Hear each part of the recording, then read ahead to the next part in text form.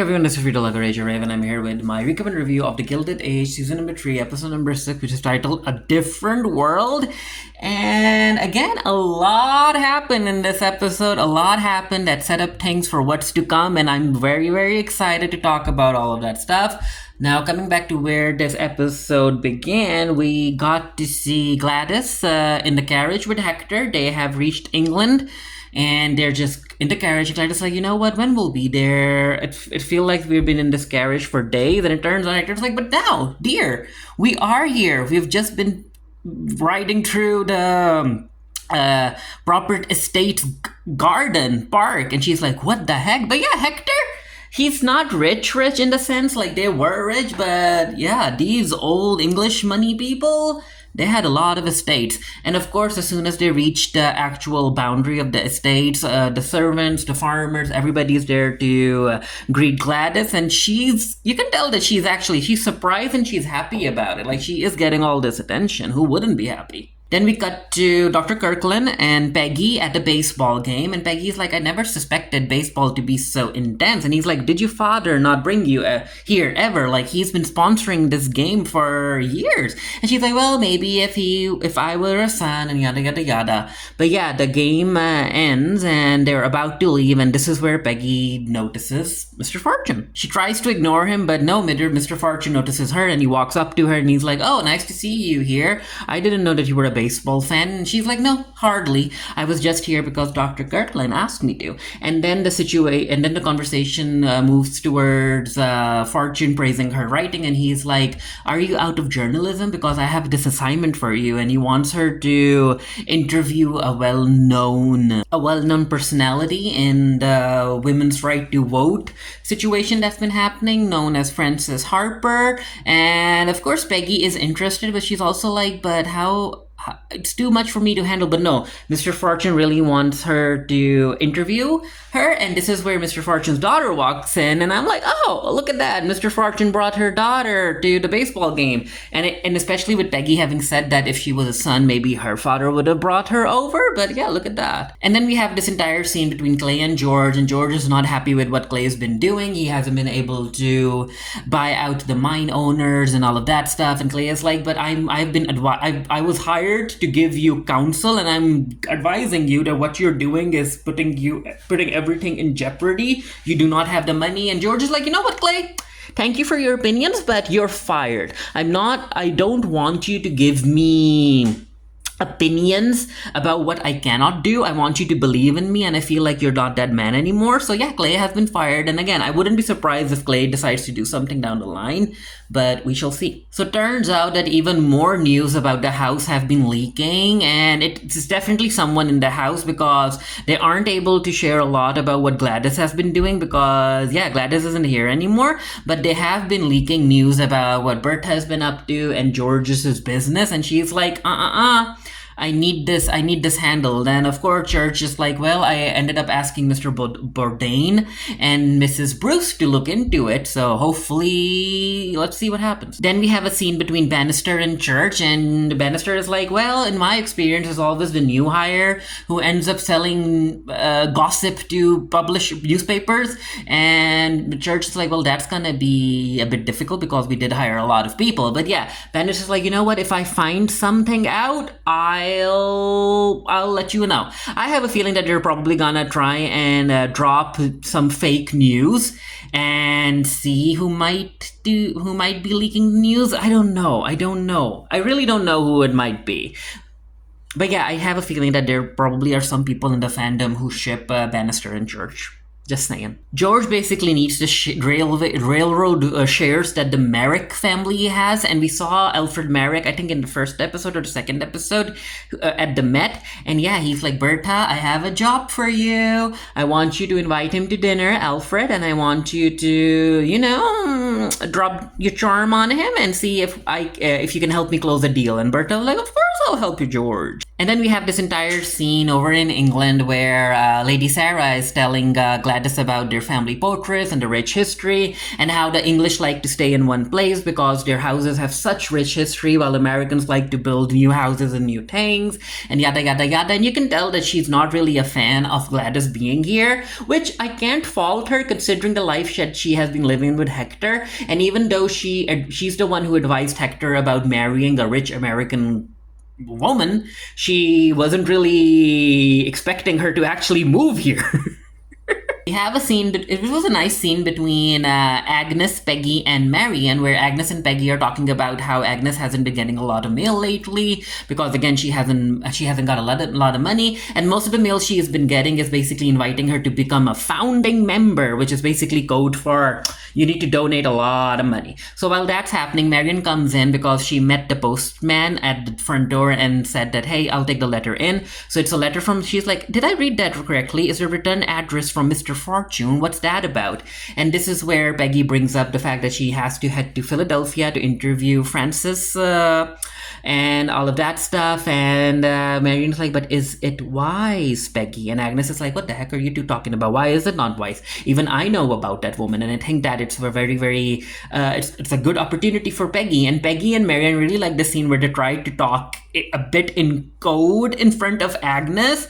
And Marian is like, but can Dr. Kirkland accompany you to Philadelphia? And Peggy's like, no, I'm quite aware about that place. I'm quite familiar with it. So let it be, Marian. Let it go. Of course, with Clay fired, George still needs someone to go to Mauricio and close the deal with the mines. And of course, he's like, Larry, it's your turn to step up. And Larry's like, I would, but what's in it for me? And George is like, you do realize that sooner or later, at the end of it all, you are gonna inherit everything I have. So if this deal is a success, it's gonna be your deal down the line, and yada yada yada. And Larry is like, you know what, I would still like to learn more about the mine. So he asks George for the metallurgy reports, and I think that Larry might end up finding some sort of angle there sooner or later to help close the deal. But yeah.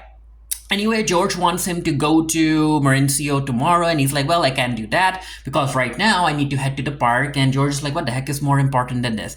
And this is where Larry brings up that he's gonna ask Marian to marry her. And yeah, George's happy about it. Of course, he's there like, well, you know what, we'll leave Berta out of it for now. But yeah, George gives Larry his blessings. Then we have this scene between Gladys and Adelaide, her lady's maid, and yeah, both of them are trying to get accustomed to the new surrounding. And of course, Gladys is very, very, she feels a bit safe knowing that Adelaide is around her. And yeah, okay. I like to see this type of friendship between these two. It kind of reminded me a bit. Like, I wasn't expecting to get scenes concerning Gladys over in England with Hector. Like, it reminded me of Downton Abbey. I really thought that the show was gonna write Gladys off, but no, I'm here for the show basically giving us two different stories. It's basically giving us Downton Abbey crumbs. Larry and Marian are at the park, and of course Marian isn't happy about Larry going to Mauricio for a month, and this is where he's like, well, you remember when we said that we'll wait for Gladys's wedding to make any plans about our marriage? And Marian's like, yeah, I remember that. And yeah, this is where he pops the question. He's like, Marian Brooks, will you marry me? And of course Marian's like, yes, I'll marry you. And now it's time for them to tell the aunts and Berta. Of course, Ada and Agnes are very, very, very happy about the wedding. Well, not so much as Agnes, but it's more of a personal situation. She likes Larry, she knows he's nice, but she didn't appreciate the fact that when she asked Marian about whether or not she loves him, she wasn't really forthcoming with an answer, but we'll get to that in a bit. But anyway, before they leave, Larry basically tells them that, yeah, the deal with the clock went through, and Jack has come into a lot of money, which is, again, a surprise for Ada and Agnes. And before he leaves, he was like, well, we gotta go to my house now and tell my parents about this engagement. However, after that, I gotta leave for Mauricio for a month, and tonight I have to go out because I'm meeting this college friend or something. So bye-bye, Marian. And Marian's like, oh well, okay. I'm like, aw, Larry, really, you're doing that just after getting engaged? Yeah, with Larry and Marian gone, this is where Agnes is like, why didn't she tell me the truth? I literally asked her and she lied to me. And Ada is like, oh, Agnes, you're thinking, you're overreacting to all of this, but I can understand where Agnes is coming from.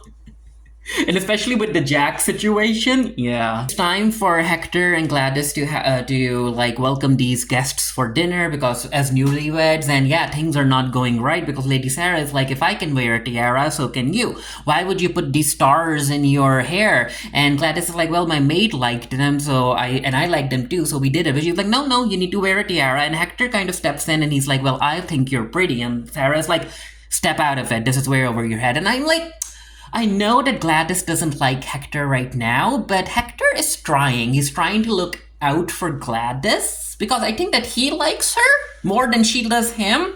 But yeah, Hector needs to do a lot more. Time for everybody to sit down for dinner. And yeah, this is where Lady Sarah realizes that the placement cards have been changed because again, Hector changed them because Hector wants Gladys to be respected as his wife. But yeah, this Lady Sarah, they need to handle the situation with Lady Sarah, and hopefully that situation will be handled soon, but we'll come to that scene in a bit. And of course, Bannister comes down and he's like, congratulations, Jack, upon your deal with the clock and yada yada yada. And everybody is like, what the heck do you mean, what deal?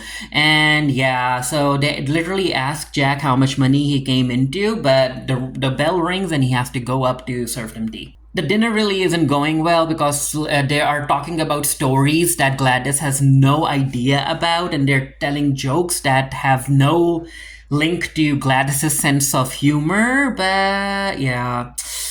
Oh, Gladys. Larry and Marion are telling George about their engagement. Of course, George is very happy. He already has the champagne out. And Larry's like, well, we should have waited for Mom. And George is like, you know what, Larry? Don't worry about the mother situation. She ended up doing a lot when it came to marrying off Gladys. But this time around, I'm the one stepping up. I'm not gonna let her basically overpower me when it comes to getting you married. So I'm taking the charge. Bertha ends up meeting Mr. Merrick at the front door, and she brings them in, and everybody introduced themselves. And this is where Bertha comes to realize that Larry has asked Marion to marry her.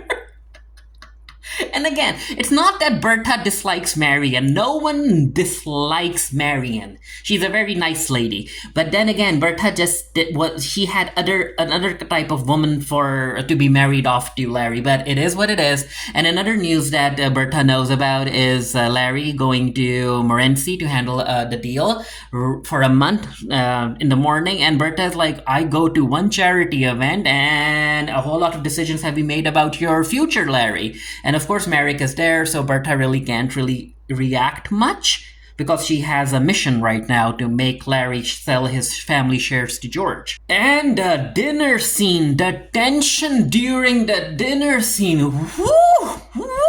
It was as if George was literally watching Bertha and Alfred, or whatever his name is, making out in front of him at the dinner table. So much flirting, and Bertha was eating it all up, and she was flirting back with him, and I'm like, ooh, Bertha, ooh.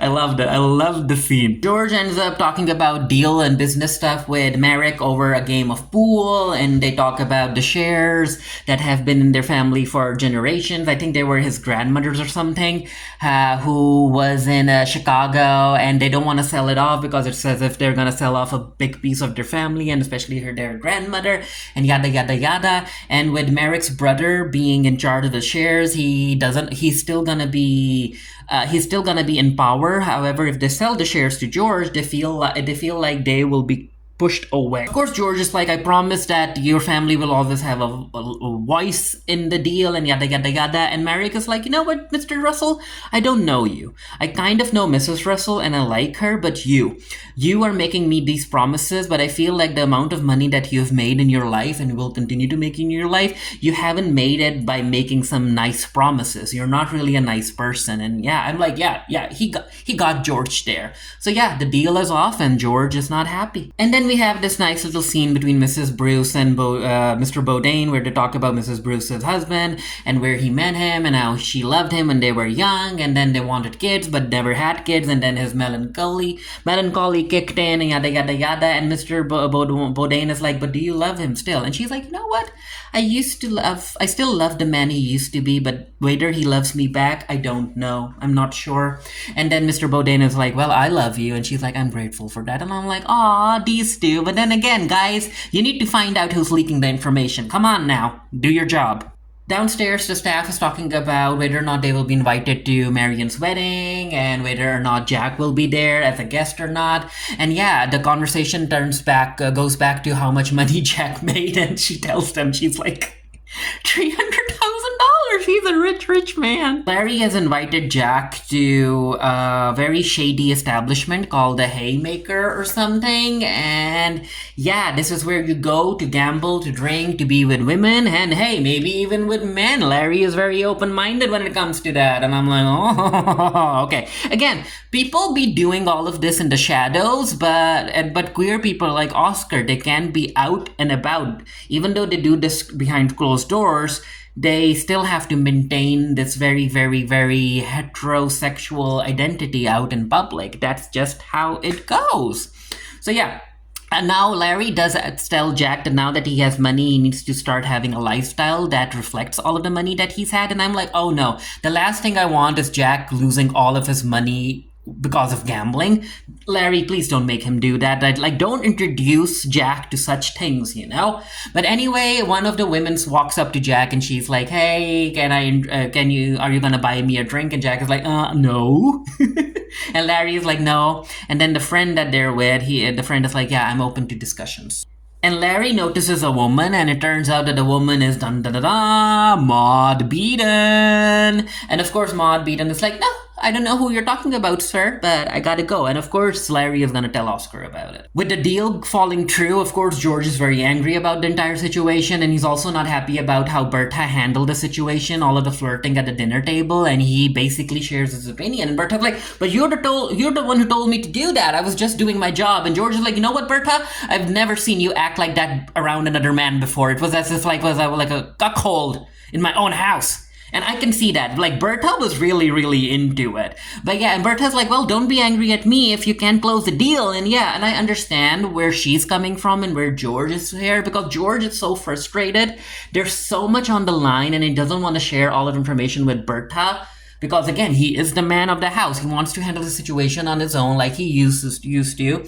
But then again, he's also angry, he's also frustrated, and also the Gladys situation, because he feels that Bertha made him weak in front of the Gladys situation. And now Bertha made him feel weak again because of the Marek situation. So yeah, he's kind of lashing out at her because he has no other person to lash out on. Over at the castle, things aren't really going well. So it turns out that Lady Sarah wants Adelaide back, and she's like, no, you're not fit to be a lady's maid to a duchess and whatnot. And of course, Gladys is like, how the heck can she fire you without consulting me? And I'm the one that you work for. So she goes to talk to Lady Sarah about it. Lady Sarah's like, well, you know what, Gladys? I think that even you will feel that I know more about English society than you. So again, I'm gonna give you a new lady's maid, and that's that. And yeah, Gladys is like, we'll see to it. So she heads on back, and yeah, it's time for her to finally write to her family, and she tells Adelaide to post this as quickly as possible, send it to New York, and no one needs to know about that. And while that's happening, Hector, because he hears the entire conversation, and he's like, once Gladys leaves, he's like, sister, why would you do that? You're the one who basically told me to marry an American heiress. And again, Lady Sarah is like, but again, I wasn't expecting her to show up here. And again, I'm like, Hector, you need to do more. You need to stand up for Gladys. Come on now. Larry says his goodbyes to Marion, and this is where Oscar walks out. And Oscar is like, no, don't mind me, you little two lovebirds. And of course, Larry ends up telling Oscar about Maud Beaton and where she works. And Oscar is like, but why would she work there? I thought that because she stole all of my money, she would be doing a lot more. And Larry's like, I don't know, but I'm just letting you know. I haven't told anyone else, but do with this information what you want. And because Mr. Fortune can't take no for an answer, it turns out that he basically, quote-unquote, surprises Peggy by showing up at the railway station, because it turns out that he'll be accompanying her to Philadelphia for the interview, and Peggy's like, That ain't happening. And of course, Dr. Kirkland is there as well, and he's like, what the heck do you mean? And Peggy, I liked how Peggy stood up for herself and she put her foot down and she's like, either I go alone to do this interview or this interview doesn't happen. And if you're so interested in interviewing her, just write down the questions, and I'll ask Francis about those questions in the interview. And of course, Fortune doesn't want to take no for an answer, and he kind of tries and pick up a fight with Dr. Kirkland. And I'm like, yeah, doctor. And yeah, the doctor is not. He's not backing down. He's ready to fight for Peggy's honor, and I'm here for it. I'm here for it. Even after Fortune pushes him and Dr. Kirkland is ready to fight, but of course Peggy steps in. She's like, nah, too much drama happening right now. And again, Mr. Fortune, either I go alone or this interview doesn't happen. And I think Fortune finally got his answer and he walks away. And I'm like, come on, Fortune, stop it. This is creep behavior. And then before she leaves, she's like, Dr. Kirkland, there's more for me to tell you about the Fortune situation, and he's understandable about it, and he's like, you know what, I'll listen to it when you're back. And I understand, like, Peggy is an attractive woman, she is skilled, she is talented, it's understandable that other men would fall for her, and it's kind of like the same situation with Berta in a way. But, and again, if you as a man has married a beautiful, talented, skilled woman, don't be surprised that other men have asked her out before. Like, it's only natural, okay? And especially before she ever met you. So don't be mad about it. Just, I guess, appreciate it. And especially with your woman standing on her business and she's like, no, I chose you. I had other options, but I chose you. Turns out that George ended up hiring someone else to take Clay's position, and that's not working well either. There's a lot of yelling. Berta hears stuff, and she walks in, and she's like, George, you need to tell me what's happening here, what's at stake, what's happening. And George is like, you know what, Berta, you want to know the answer? Well, everything is at stake, okay? But I do not have the time to basically calm you and address your fears. Let me do my business like I do, like I've always been doing. But if you had already if you had helped me make that deal with your friend Merrick, we wouldn't be in this predicament. But again, he's just angry. He's frustrated, he's scared, he's angry because apparently everything is on the line. And George is not backing down. Then we have the scene between John and Oscar where they're having lunch. They're meeting each other for lunch, and it turns out that Oscar's new business is doing well because of John's support, and Oscar brings a Maud Beaton, and John is like, well, I would have figured that after all of the money she stole, she would be living a life of luxury. Well, it turns out no. She's basically selling herself and all of that stuff. And John is like, well, in a sense, she got what she deserved, right? Both of you were deceptive of each other. If she had married you, she would, she basically took all your money, but if you had married her, you would have basically taken away all of her life. And Oscar is like, no, I'm still gonna meet her and I'm still gonna get some answers. And I'm like, ooh. The way that John was talking to Oscar about this entire Maud situation, I feel like he knows more than he's letting on. There is a fan theory that John is the one who pushed or forced Maud to run away with all of Oscar's money. And I'm like, oh no, please. So that Oscar doesn't marry her and live a life of a lie or whatnot. But I'm like, oh, come on, please don't do that.